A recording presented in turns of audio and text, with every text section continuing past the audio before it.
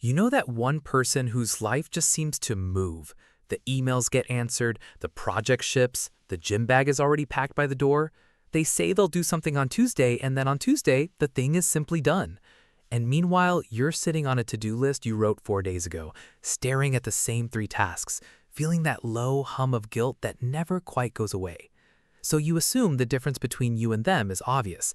They have more discipline, more willpower, more of that gritty internal engine you apparently were not issued at birth. But psychology says that's almost entirely wrong. The people who get everything done are usually not grinding harder than you. They're not white-knuckling their way through the day on superhuman motivation. In fact, the research suggests they rely on willpower less than the average person, not more. What they have isn't a stronger engine, it's a different relationship with the moment a task appears. Where your nervous system sees a threat to avoid, theirs sees a switch to flip. And once you understand what's actually happening in that gap, you're going to start noticing it everywhere, including in yourself. Today, we're going to pull apart the real psychology of high completion people, why willpower is the wrong thing to chase, the hidden mental mechanism that turns intention into action, the quiet cost that almost nobody warns you about, and why the secret to finishing things has far less to do with being strong and far more to do with how your mind was taught to relate to unfinished things in the first place. Let's start where it always starts, childhood. Think about the first time you were handed a task with a clear beginning and a clear end, and you actually completed it. Maybe you were told to clean your room, and you did, and someone noticed. Maybe you built something out of blocks and it stayed standing.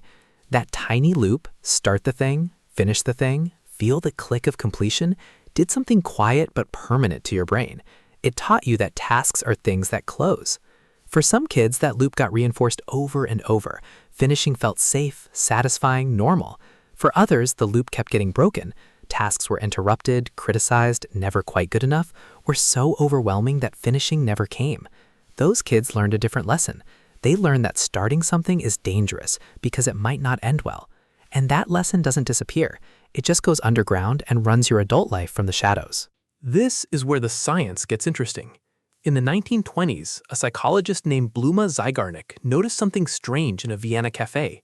Waiters could remember complex unpaid orders in perfect detail, but the moment the bill was paid, the memory vanished.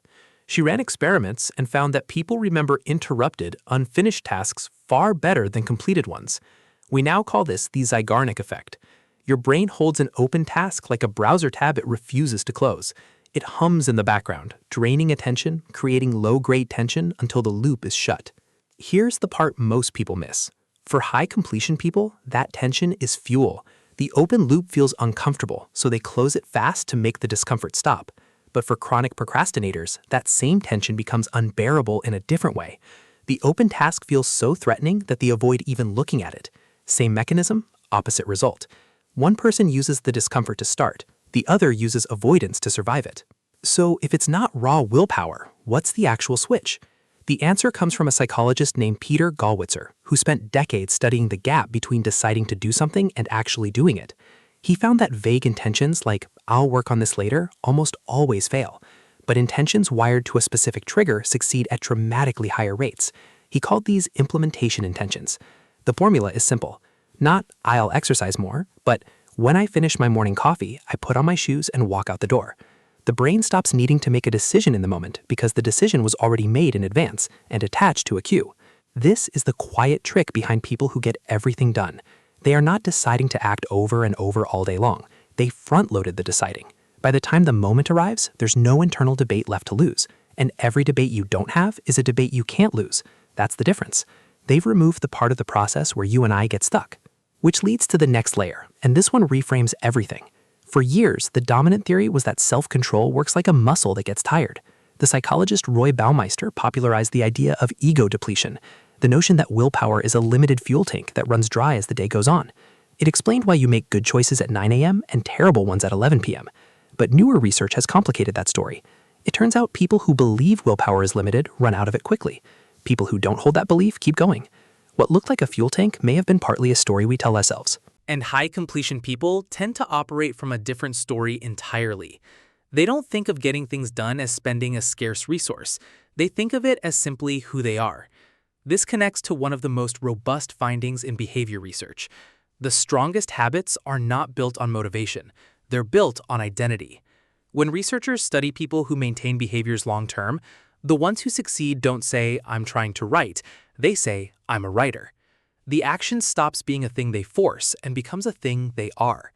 You don't need willpower to do something that feels like an expression of yourself.